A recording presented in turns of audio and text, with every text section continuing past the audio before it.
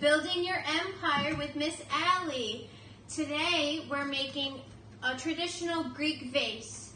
This is a very small scale version of it, but we'll be painting traditional Greek patterns on our vases as well.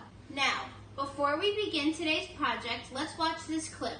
180 seconds of art history, a crash course on ancient Greece.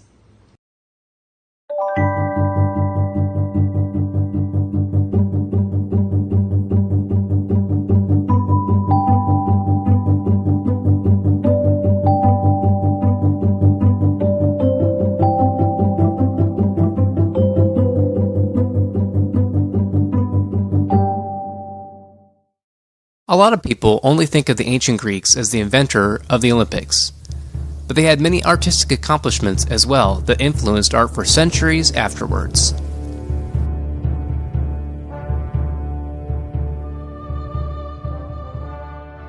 The philosopher Protagoras claimed, "Man is the measure of all things," so the human body became the central focus of ancient Greek art. Sculpture was marked by a celebration of athleticism and strength. Because of this exaltation of the human form, most statues are, well, naked. The Greeks made ceramic vessels for all kinds of uses. Some were used for drinking out of, and some were used for storing food, cosmetics, and perfume. There were 3 periods of vase painting. In the geometric period, designs and figures were painted on with black slip. The figures and animals depicted were very abstract and, as the name implies, were very geometric. Black figure pottery is what most people think of when they think of Greek ceramics. Artists would paint large areas of the pot in black slip and scratch away details which revealed the red clay underneath the slip. Finally, in the red figure period, most of the vase was painted with black slip, except for the area where the figure was depicted. Details of the figure were now painted on with exquisite detail. The Greeks worshipped a myriad of gods and had countless temples dedicated to them. Most temples were made of tall columns with a triangular shape on the top, called a pediment. This style of architecture has influenced numerous architects, and its influence can still be seen in our buildings today. The Greeks celebrated the human body in their art and built large temples. Their influence on art and architecture has lasted long after their civilization fell.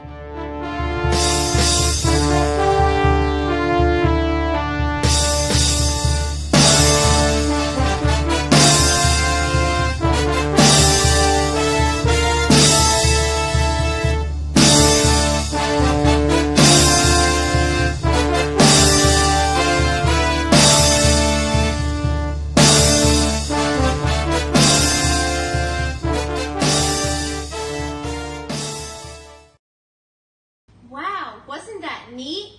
As you can see, art was an extremely important part of Greek culture. Whether it was through painting, pottery, architecture, or theater, the Greeks knew the value of creative expression. They made their own paint called pigments, made from chalks, charcoals, and animal fats. And they made their clay out of mud and sand. Speaking of these, we will need both to make our vase today. But first, let's go over our materials.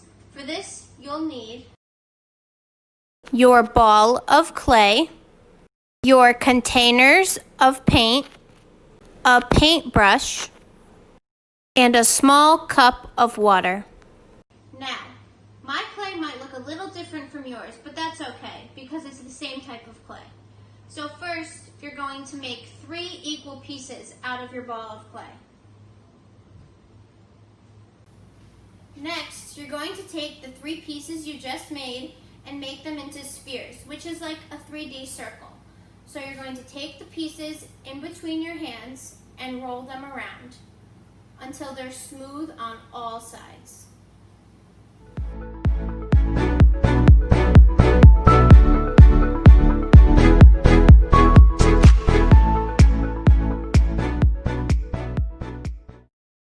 Next, you're going to look at your 3 spheres and pick the 2 that are most equal to each other.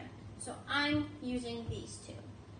And then you're going to put your finger in the top of one of them and push outwards. And you're going to make a bowl shape by pushing against the sides of the hole that you made and pushing down. So it makes the bowl a little deeper.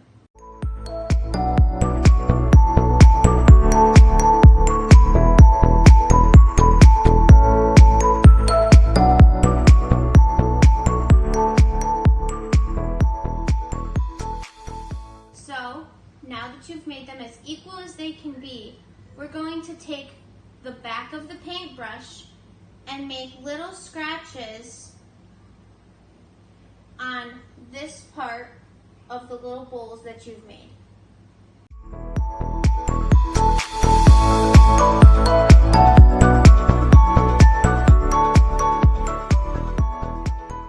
Next, you're going to take your small cup of water and you're going to wet where you scratched the little bowls. And we'll show you up close again.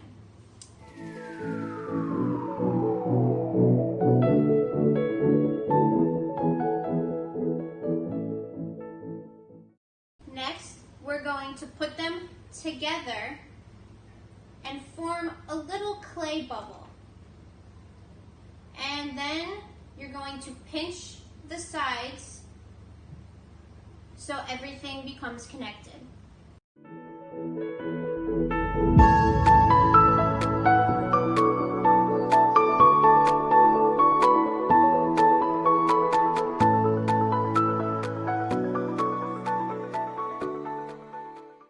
Next, where you pinched everything together, you're going to smooth it out so everything is even again.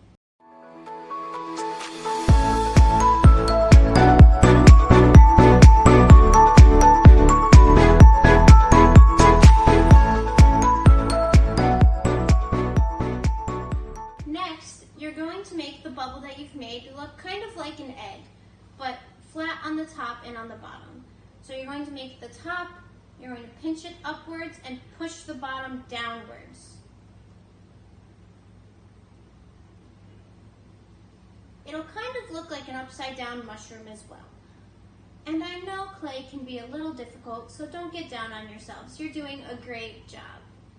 Next, you're going to take the back of the paintbrush again and make an X on the top part of your little egg where you're going to put a hole. You can dig the paintbrush down a little further than you think you need to because it'll help you to make the hole.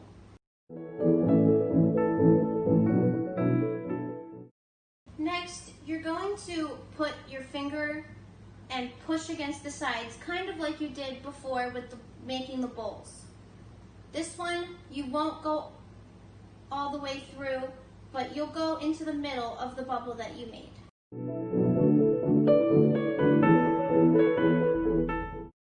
Next, you're going to fan out the top of it so it looks a little bit more like a vase. Now, we're going to take our third piece and we're going to break off a smaller piece of it, which is much easier if you twist it and it comes right off. Then, with this, you're going to make a snake. It's called a coil, but for our sake, we're going to call it a snake. You just roll it in between your hands until it's a thin coil that you're going to put underneath the pot. So once you're done rolling the coil, you're going to flip your vase over like I have, and you're going to put the coil on the bottom. And then just rip the excess off. Next, you're going to take two smaller pieces and make two smaller coils to use as your handles. And they should be the same length. Then, you're going to take the back of the paintbrush again and make little X's where you want the edge of the handles to go.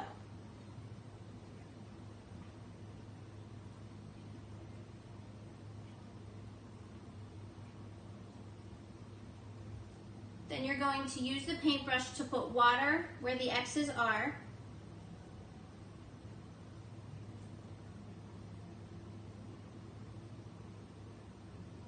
And stick the handles there.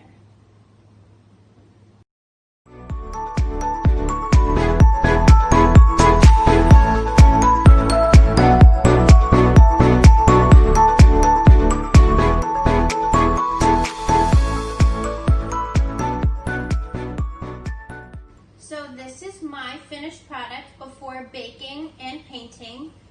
You guys are going to bake your clay for 15 minutes at 275 degrees with an adult to help you. And as you saw before, this is what it will look like when it's painted. I did the traditional Greek pattern of arrows, so I put a line in the middle and you just put lines off the side, but you guys can paint however you want, but I recommend the Greek patterns. Thank you guys for watching Building Your Empire, and I'll see you next time.